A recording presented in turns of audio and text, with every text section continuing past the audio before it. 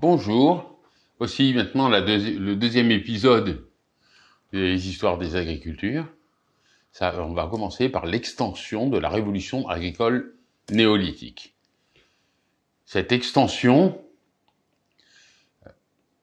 va partir des différents points évidemment de la révolution agricole. Vous avez entendu parler du Moyen-Orient, Chine, même Afrique, les deux zones américaines, Nouvelle-Guinée. Mais ces vitesses d'expansion ne vont pas être très rapides puisque, en fait, elles vont être le résultat de la croissance démographique des populations du néolithique. Et chaque fois qu'un village dépasse une taille supportable, une partie de la population décide de partir et d'aller chercher 20, 30 ou 40 kilomètres plus loin un lieu agréable pour pouvoir recréer un village et se redévelopper.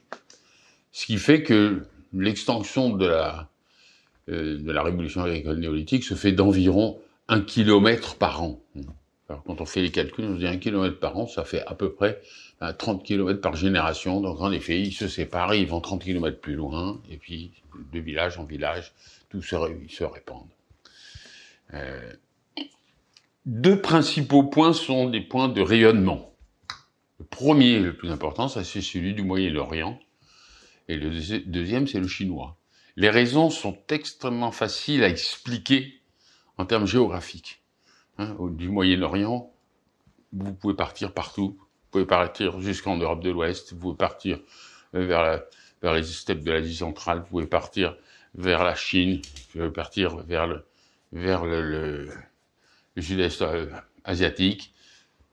C'est le point de rayonnement maximal de la révolution néolithique. Bon, le rayonnement de la Chine a été important aussi, puisque, pour vous donner un exemple, au début de l'Empire romain sont arrivées les premières cerises issues des cerisiers qui avaient été domestiqués dans l'ère chinoise. En fait, au début de l'Empire romain, pas mal d'arbres fruitiers commençaient à rentrer et à être utilisés durant l'Empire romain qui venaient de Chine. La difficulté d'expansion, puisque je vous ai dit qu'il y en avait deux cas qui avaient une expansion maximale, et les deux autres moins, viennent de raisons encore géographiques. Il est beaucoup plus facile de transférer, de communiquer entre les régions de même latitude. Si vous êtes de même latitude, vous êtes en gros dans les mêmes types de climats, c'est-à-dire les jours et les nuits sont à peu près les mêmes, les saisons sont à peu près les mêmes, tandis que lorsque vous déplacez en longitude, c'est-à-dire du nord au sud ou du sud au nord, vous traversez des climats complètement différents. Et ce qui peut poser des problèmes d'ailleurs dramatiques et parfois insurmontables. Ce qui fait que le transfert, par exemple, de l'Europe de l'Ouest jusqu'à l'extrême-orient, en fait, c'est relativement bien fait pour tout ce qui est le néolithique, puisque vous avez des espèces qui sont cultivées en France, comme les pommiers, les cerisiers, les amandiers, enfin toutes les rosacées, et en fait toute une gamme de plantes qui viennent de cette région, beaucoup plus à l'est. Et réciproquement d'ailleurs, le blé est arrivé en Chine à peu près 5000 ans après sa domestication au Moyen-Orient. Il est arrivé 2 à 3000 ans en Europe de l'Ouest. Ça, c'est des choses que peu de gens comprennent, mais le blé du Moyen-Orient finit par être cultivé en Europe de l'Ouest et monter jusqu'en Scandinavie et être cultivé en Inde et en Chine. Et les grandes zones de production de blé, aujourd'hui, ne sont pas nécessairement celles que vous croyez, parce que les deux premiers pays producteurs de blé, c'est l'Inde et la Chine. L'avantage donc historique de l'Eurasie est indéniable. C'est une des raisons pour lesquelles on arrive à expliquer un certain retard qui a eu lieu à partir de ce moment-là en Afrique, parce que les transferts nord-sud sont quasi impossibles, et il a été impossible de transférer des animaux ou des plantes domestiquées dans le pourtour méditerranéen, de les transférer jusque dans le sud de l'Afrique. Pour exemple, parce que ça a été tenté plusieurs fois, traverser l'Afrique du nord au sud à cheval est tout simplement impossible. Les chevaux sont morts à mi-chemin entre les mouches tsetse et l'ensemble des problèmes qu'ils puissent avoir. Ça ne fonctionne pas. Le transport qui va du Moyen-Orient jusque vers l'Australie, jusque toute l'Asie du Sud-Est, en fait, a marché assez bien parce que on savait faire des bateaux suffisants et les transports d'île en île, les îles étaient proches, ça ne posait pas trop de problèmes, on savait naviguer. Évidemment, le transport au niveau de la révolution néolithique, des plantes et animaux entre cette vaste région du Nouveau Monde, de l'ancien monde et du Nouveau Monde, le Nouveau Monde étant l'Amérique, là par contre il n'y a eu aucun transfert d'espèces domestiquées.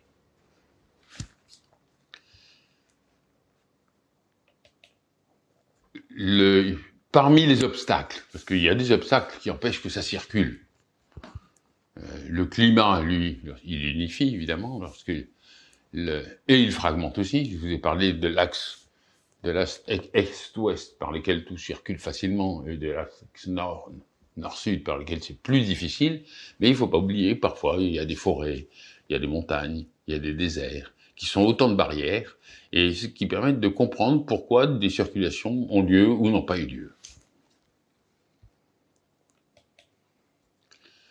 Dans les montagnes, il y a des cas très particuliers, parce qu'il y a des montagnes qui empêchent des mouvements de population, et qui ouvrent des couloirs. Par exemple, un couloir est extrêmement bien connu, c'est le couloir qui relie le nord de l'Eurasie au sud de l'Eurasie, et qui se trouve entre l'Himalaya et les montagnes du Caucase, c'est l'Hindou-Kouch, c'est la région de l'Afghanistan. Alors curieusement, vous avez dû entendre parler de l'Afghanistan, qui est une région stratégique de communication, et par là où sont passés les Mongols. Quand les Mongols ont conquis leur immense empire des steppes, quand ils sont arrivés en Inde, ils sont passés par cette zone-là, et quand ils sont allés en Chine, ils sont passés de l'autre côté de l'Himalaya. Donc les montagnes peuvent être des objets qui bloquent. Et puis, le dernier point qui bloque, la mer. Quand il y a trop de kilomètres entre les côtes, jusqu'au XVe siècle, on peut dire qu'il y a une séparation, mais quasi complète, entre d'un côté l'Amérique, de l'autre côté l'Afrique et le sud-est asiatique. Donc pourtant, quand je parle de l'Amérique, je parle de l'Amérique centrale et du Sud, de l'Afrique du Sud de l'Afrique, Sahel et en dessous, et du sud-est asiatique. Ce qu'il y a de frappant, c'est que jusqu'au XVe siècle, rien n'a bougé. En gros, il n'y a pas eu de transfert. Il n'y a pas eu de transfert d'animaux ou de plantes. Et à partir du fin du XVe siècle et surtout du XVIe siècle, des transformations arrivent. Le maïs commence à pousser en Afrique. Le manioc aussi, et les patates aussi, sachant que tout ça, ça vient d'Amérique. Le sorgho africain se met à être cultivé dans le sud-est asiatique. Les riz et les bananes des sud-est asiatiques arrivent en Afrique. Donc on se rend compte que l'échange de plantes domestiquées en Afrique, dans les temps historiques, ont eu lieu parce que la mer n'était plus un obstacle. Donc il faut bien comprendre dans toute cette histoire des développements agricoles pourquoi il y a eu dans des endroits des développements spectaculaires et dans d'autres ça a été plus difficile. Ça vient tout simplement de la géographie dans son sens large. Géographie physique, climat, etc. Maintenant, je vais vous parler de la domestication, de la domesticabilité des animaux. Quels animaux on a domestiqués? Alors, je vais tout de suite vous parler de deux cas particuliers dont je vous ai déjà parlé, mais très rapidement. Le cas du chien, puisque le chien, c'est la première domestication, de très très loin la première domestication, avant toutes les autres, qui est peut-être, mais ça c'est trop tôt pour le savoir, on aura peut-être des indications plus tard, des connaissances plus tard, mais qui pourrait être le moment d'une transformation de l'homme, de l'homme lui-même, c'est-à-dire une communauté d'humains vivant avec des chiens, c'est pas pareil qu'une communauté d'humains vivant sans chiens. Avoir une relation avec des animaux, avec un animal, ou des animaux proches, qui ont de l'affection pour vous, parce que les chiens domestiqués ont de l'affection pour leur maître, ou leur maîtresse, la compagnie que ça entraîne peut changer beaucoup de choses dans les comportements des hommes. C'est l'apprentissage d'une altérité, hein, de comportement, un nouvel être vivant complètement différent. Et ça peut avoir changé l'attitude des humains, et peut-être que c'est le déclencheur des domestications qui auront lieu après. Et le chat dont je vous ai parlé, qui lui montre un exemple très intéressant d'une symbiose, en fait, d'une véritable symbiose. Les deux y trouvent leur compte. Alors, on a peut-être aujourd'hui des choses qui sont en train de se passer de cette nature-là. Hein, quand on voit les mouettes qui se développent chez nous et qui rentrent dans les terres, on voit il y a des animaux ou des insectes de toutes sortes, on voit qui ont l'air de rentrer dans la vie de tous les jours, le pigeon. On peut se poser la question si on n'est pas en train de mettre en route une sorte de semi-domesticabilité qui ressemblerait à celle du chat. Alors ensuite, les autres animaux qu'on a domestiqués. Les autres, ils sont tous herbivores, sauf un qui est omnivore. Essentiellement, c'est le porc. Mais ils sont quand même tous herbivores. Et ils sont relativement gros. Alors, herbivore, c'est intéressant, parce que ça veut dire que eux, ils mangent de l'herbe que nous, on peut pas manger. Et une fois qu'ils ont mangé de l'herbe et qu'ils ont grossi, nous, ils peuvent nous servir de repas, et donc d'accéder à cette herbe qui ne serait pas accessible sinon. Ils ont une taille suffisamment élevée, c'est pas des petits animaux. Les plus petits animaux domestiqués dans ces cas-là, à l'origine, tout au moins, c'était la chèvre, le mouton. Mais même la chèvre et le mouton, d'un point de vue du stock, c'est déjà intéressant. Une caractéristique extrêmement importante, ce sont tous des animaux sociaux avec relation de dominance. C'est-à-dire, ce sont des animaux sociaux qui vivent en groupe et qui ont déjà, en termes, dans leur façon de fonctionner, des relations de dominance. Ce qui veut dire que nous-mêmes, quand nous nous entendons avec ces animaux sociaux, en fait, nous jouons le rôle du dominant dans la structure. Et on peut être considéré, quand on est berger d'un troupeau de vaches, qu'on est un peu comme le taureau ou une vache dominante et que les autres suivent. Mais c'est une règle générale. Alors, c'est une règle générale, mais comme toujours dans le vivant, il y a des exceptions. Donc on a quelques animaux qui ne sont pas sociaux, mais sans relation de dominance. Et principalement, c'est quelques poissons et quelques insectes. Et là, on peut estimer qu'on est dans un cas de domestication très particulier. La carpe, le poisson rouge, le ver à soie ne sont pas des domestications comme la domestication classique qu'on entend. Il n'y a pas de relationnel, il n'y a pas de relation de dominance, il n'y a pas de... c'est vraiment un acte fait pour soit le plaisir, avoir des poissons rouges par exemple, soit pour la rente, la production, avoir des carpes ou avoir un ver à soie qui va nous produire de la soie et dont on peut même manger la larve.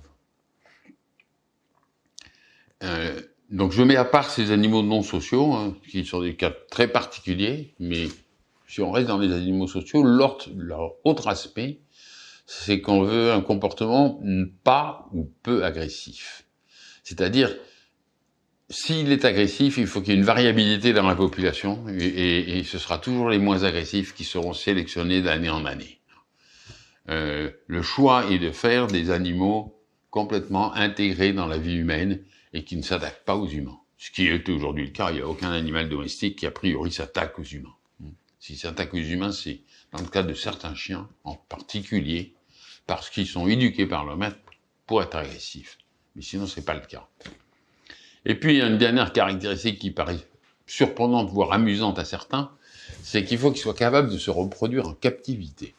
Se reproduire en captivité, ça veut dire deux choses. Ça veut dire se reproduire en étant enfermé, en n'ayant pas le droit de partir loin, et en plus se reproduire au vu de tout le monde.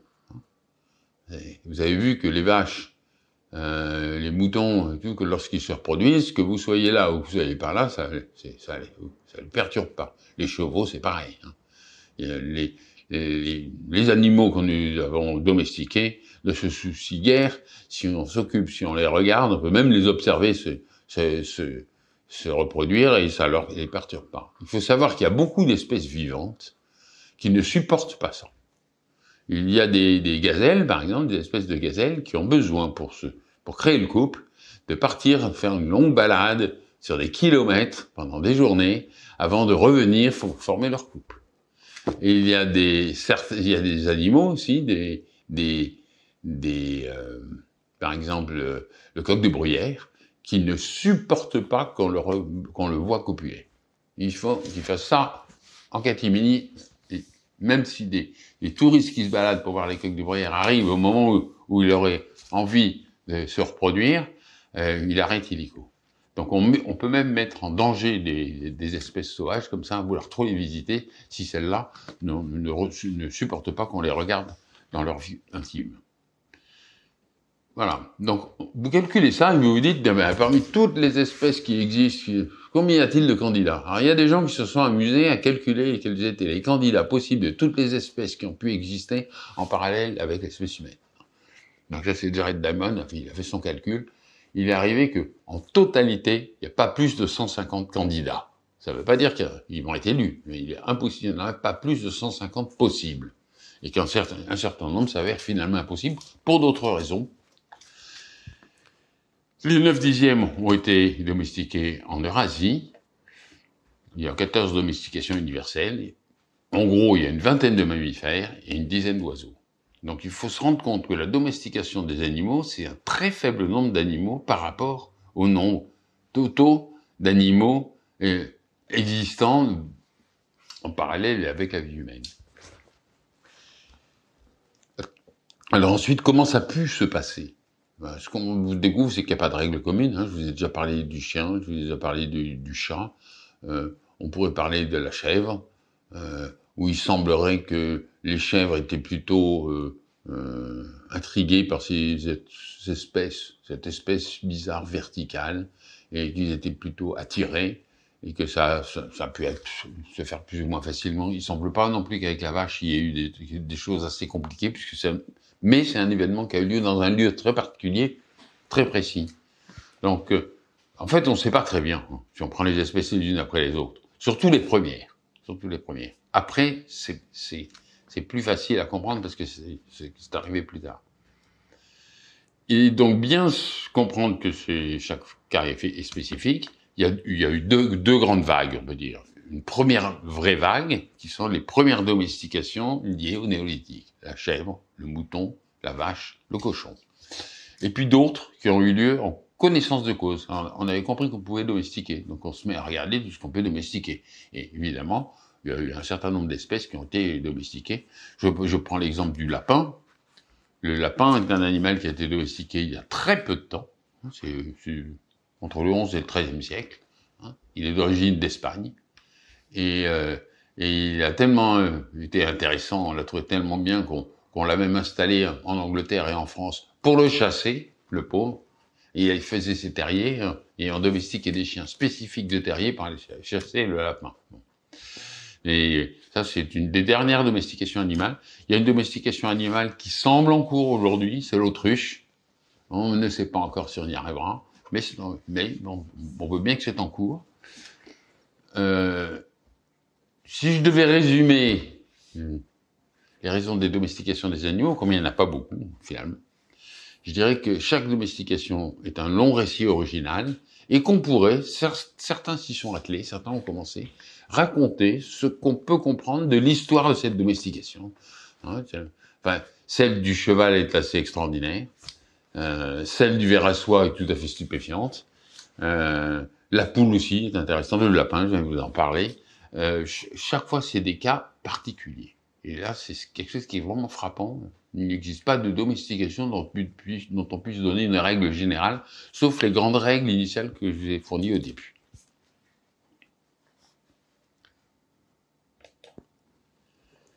Donc là, je vous affiche un tableau sur les principaux animaux domestiqués. Et je vous indique les origines de la domestication, les espèces domestiquées et les dates approximatives, en ayant mis les dates dans le même ordre que l'espèce. Donc vous pouvez faire correspondre à telle espèce, telle date, et vous voyez que par exemple la chèvre est indéniablement un des animaux domestiqués il y a le plus longtemps.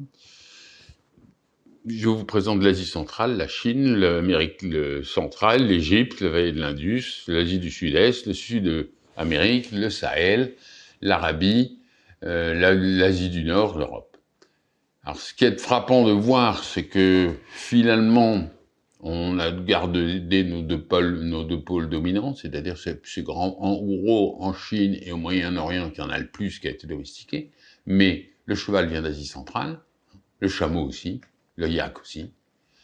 En Amérique centrale, on a le dindon, la fameuse dinde de Noël, elle vient d'Amérique centrale. On ne mangeait pas de dinde de Noël avant le XVIIe siècle, en Europe. Un bon nombre de canards sont arrivés de la zone chinoise, Amérique centrale, chinoise, Amérique centrale, Corée. Et à ma connaissance, en Europe, je ne crois pas qu'on ait domestiqué initialement le canard. Ils sont tous venus de là-bas. Les lois et le cygne sont venus d'Europe. Alors, un cas particulier pour le porc, qui a pu être domestiqué en plusieurs lieux différents. Aussi, en au moins 3 lieux différents, c'est-à-dire la Chine, l'Asie du Sud-Est et l'Europe. Le porc, c'est le sanglier. Alors, pour la petite histoire, on a toujours aujourd'hui quelques petits doutes du genre. Les mouflons et les chamois des Alpes ou de Corse sont-ils des animaux sauvages ou sont-ils des animaux domestiqués, c'est-à-dire des chèvres et des moutons qui sont revenus à l'état sauvage? Vous savez que le chamois a des capacités de grimper dans les collines, dans les montagnes, enfin dans les montagnes, il se montre d'une adresse incroyable. Mais vous êtes peut-être pas au courant, mais je pense qu'un certain nombre d'entre vous le sont. Les chèvres sont capables de grimper aux arbres. Les chèvres sont capables de monter dans des arbres, mais très très haut pour venir manger des fruits. On a aujourd'hui des photos en Afrique et dans plein de régions où on voit les chèvres brouter et savoir vraiment faire de l'escalade. Donc entre le chamois et la chèvre, vous savez, c'est très proche.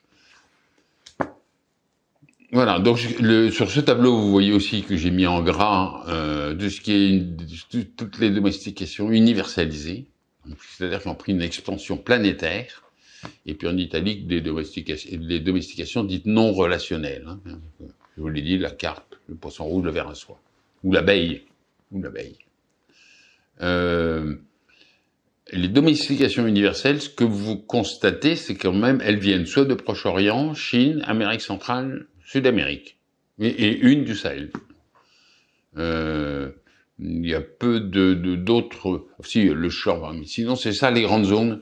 Ce qui veut dire que parmi nos animaux domestiques, il y en a certains qu'on trouve partout dans tout le monde, même s'ils ont été domestiqués dans des lieux particuliers. Donc ça, c'est une des caractéristiques, et on va le voir quand on va parler des végétaux, c'est une caractéristique fondamentale de la domestication, c'est que tous nos animaux domestiques et nos plantes domestiques voyagent avec nous. Et quand les gens s'en vont, quand les gens migrent, quand les gens se déplacent tout simplement, ils emmènent des graines de plantes, ils emmènent les animaux proches avec eux et les transportent. C'est comme ça qu'on retrouve des croisements d'animaux dans le monde et de plantes dans le monde entier. Donc je vous ai montré, je viens de vous montrer là une table, enfin non, des photos d'animaux, des chiens, des porcs, des poules, des moutons, des ânes, etc., pour vous montrer un aspect très particulier. Dans la domestication, l'espèce humaine se met à travailler avec le processus de l'évolution. Nous créons de la biodiversité en domestiquant les animaux. Ça, je crois que c'est un phénomène très important parce que on parle tellement de la destruction de la biodiversité par les humains qu'il faut quand même voir qu'avec la domestication, avec l'agriculture, si on faisait le compte, on découvrirait qu'on a peut-être créé plus de biodiversité qu'on en a supprimé. Et entre autres, les 200 000, je pense que s'ils pouvaient parler, les 200 000 loups seraient envieux des 400 millions de chiens. Hein, parce que les 200 000 loups, c'est à peu près une dizaine de races. Et les 400 millions de chiens, on ne sait pas combien de races, mais c'est au moins une centaine. Et quand vous regardez la morphologie de tous les chiens, c'est extraordinaire, cette variété. Là, je vous ai montré une petite photo, on voit juste l'évolution du museau, mais j'ai même pas mis des chiens de compagnie, des caniches et tout, dans le visage totalement différent. Donc, nous avons, en domestiquant les animaux, créé une biodiversité énorme. Là, je vous ai montré aussi une petite photo de 3 types d'ânes, qui viennent d'ailleurs de 3 continents différents. Et donc, vous voyez que le plus gros est facilement 4 fois plus gros que le plus petit. Donc, on a aussi des variétés, une variabilité en taille. Et vous voyez une diversité quand même des chiens, une multiplicité des races de vaches, une multiplicité des animaux de toutes sortes. Alors, pour synthétiser, la population d'animaux domestiqués, on a pu en faire une estimation. En gros, en bovins, on a dépassé le 1,5 milliard de bovins. Hein, avec les buffles, vaches. Bon, ça c'est sûr, on a dépassé le 1,5 milliard. Avec les ovins et caprins, on a dépassé le 1,7 milliard. Les porcs, qui étaient encore 800 millions il y a seulement 30 ans, ont largement dépassé le milliard actuellement. Les camélidés, vous vous rendez compte, les chameaux et les dromadaires, qui sont des animaux qui vivent dans le désert, sont environ une trentaine de millions. Les chevaux, enfin, on va dire les équidés de manière générale, c'est-à-dire chevaux, ânes, sont plus de 100 millions. Il y a eu une baisse au début du XXe siècle suite à la motorisation de l'agriculture, mais maintenant ils sont en hausse parce que les chevaux ont un usage qui est de moins en moins agricole et de plus en plus ludique, de plus en plus d'ailleurs de plus en plus relationnel, les gens ayant leur cheval. Quant aux oiseaux domestiques, alors oui, les chiens, chats et autres animaux de compagnie, je vous ai parlé du nombre de chiens, on est environ dans le milliard aussi. Hein. Et les animaux domestiqués sont, à chaque moment où on le calcule, sont plus de 15 milliards. C'est-à-dire que les animaux domestiques sont beaucoup plus nombreux que les oiseaux domestiques sont beaucoup plus nombreux que les oiseaux sauvages. Hein, on estime à 5 milliards, peut-être 6 milliards le nombre d'oiseaux sauvages sur la planète. Les oiseaux domestiques sont beaucoup plus nombreux. Et comme ils sont plus lourds en moyenne, ils pèsent plus lourd. Dans les temps historiques, dans ce qu'on appelle la mégafaune, seulement les bisons, les éléphants et peut-être des buffles ont été très nombreux. Hein. Seules quelques petites espèces, souris, rats, pigeons voyageurs américains, ont pu atteindre le milliard, guère plus. Il faut se rendre compte que ce que ça signifie, on en reparlera plus tard, mais donc vous notez quand même que la population d'animaux domestiques, la population d'animaux domestiqués, si on prend son poids maximal, si on prend la population totale des animaux domestiques qui font plus de 2 kilos. On compare à la population d'animaux sauvages qui fait plus de 2 kilos. On pèse cette masse totale d'animaux. Et on regarde quelles sont les proportions de chacun. Si la somme des deux fait 100, eh bien, les animaux domestiqués représentent à peu près 97%, et les non domestiqués, les sauvages, 3%. Et ça, malgré les baleines, les orques, les éléphants, etc. Donc il y a une écrasante majorité d'animaux domestiqués par rapport aux animaux sauvages.